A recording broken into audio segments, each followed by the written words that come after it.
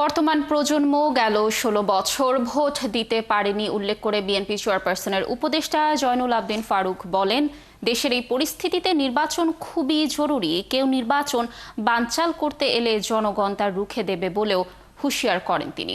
জাতীয়তাবাদী সাংস্কৃতিক দল জাসাসের আয়োজনে বিএনপির ৪৭তম প্রতিষ্ঠা বার্ষিকী উপলক্ষে স্বনির্ভর বাংলাদেশ গঠনে শহীদ জিয়াউর রহমানের অবদান নিয়ে আলোচনা সভায় কথা বলেন তিনি।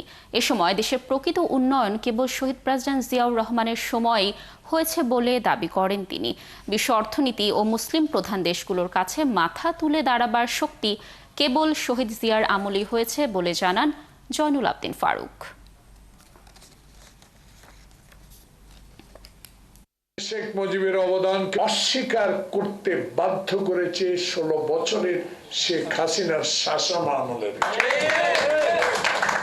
অস্বীকার করার শুরু করেছেন উনি নিজেই, শেখ মুজিবুর রহমান।